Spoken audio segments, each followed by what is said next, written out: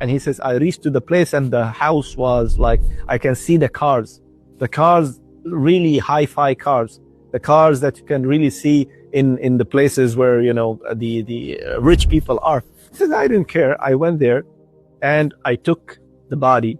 I took the body all the way. I gave the ghusl. But before that, before giving ghusl, I said to the son, it was dhuhr time. So I said to the son, the one who's calling me from last 2 months, I said, come and help me with your father. He says, yeah, I will come. Just put him in the maghsala, where you give the ghusl at the wash tub or the bathtub, and I will come. He says, well, the sheikh is in Jeddah and the son wants to take the father to Mecca. And it's maybe an hour, 2 hour drive. So the sheikh says, well, you have to then come fast. It's almost dhuhr now, it's dhuhr time. You have to come before Asr, so we have to take him all the way to Mecca. The 1 hour gone, second hour gone, it's just a little bit time for Asr. The sheikh calling the son whose father passed away. That person is not replying.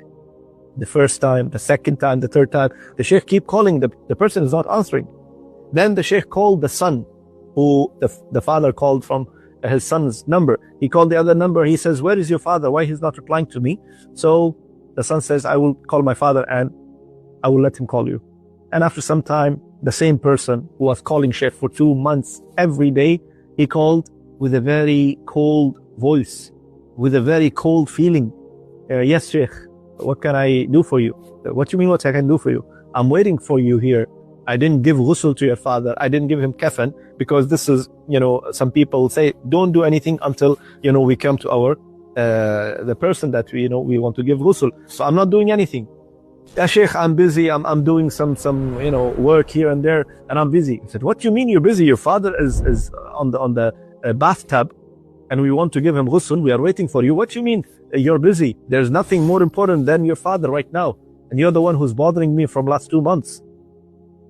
And the sheikh says, the reply that I got from this person, the son, he said, I wished that the earth opened up and swallow me, then I get the blood. The son replied, cold answer, that ya sheikh, I will send one of the child of my neighbor to come and help you.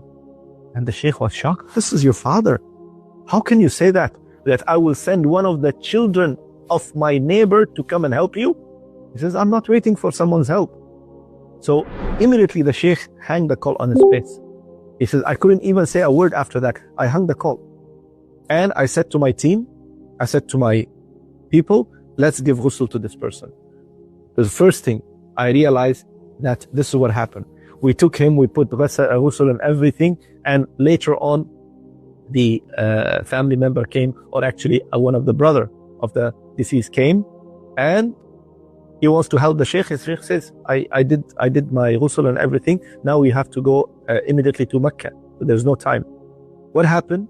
While they are going, the son, the one who was calling from last 2 months, and the uncle, who's the brother of the deceased, they request, Ya sheikh, please, can we go turn towards the house? Why? What happened? He says, well, we have, our family members and our, mother and everyone, they want to see him for the last time. Sheikh says, inshallah. The sheikh went all the way. There's a big villa. So they requested that please don't park exactly in front of the house. Park, at the back side, or make the car in a reverse and take it all the way inside the room, inside like a hall, so everyone can see. The sheikh says, no need, we just can. No, please, sheikh, we want you to take and reverse the car in a way that, it goes all the way inside so the woman can see. Okay. Then what happened? The sheikh took the car in a reverse and he opened the door, and the sun was hitting this dead body for a long time. And women are coming, and then the wife came of this person and she started crying. I'm really sorry. Please forgive me. Please forgive me. I couldn't do much for you.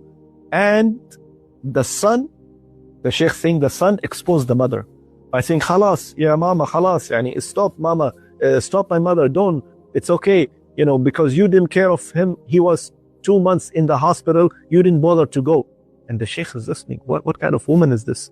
And now she is crying and asking for forgiveness and pardon from a dead person. For what? And the son is saying for, and all this drama was going on. So he realized that, this is really something, messed up family. Plus, he saw in the house that from the last 2 months, there are chairs set up for the condolences. There is a big table, buffet table, all the way from the beginning of the villa until the end, and everything is being set up.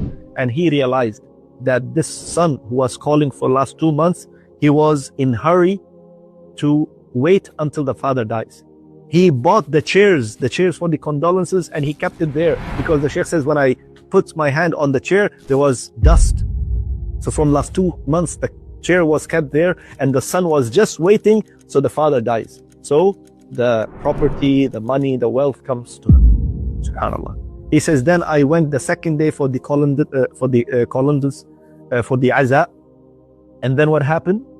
That he saw people and the hospitality that they are going through. The sheikh says, Wallahi, by Allah, I never ever saw wedding in my life lavish as I saw this condolences.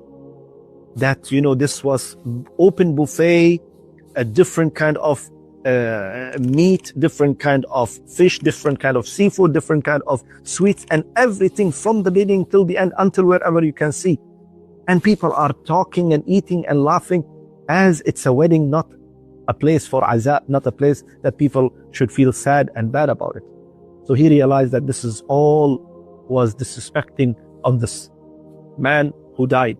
Not only that, he says that this lavish condolences was one side, and the second day what I saw, that one of the newspaper printed the whole page of the newspaper, the condolences of that XYZ family.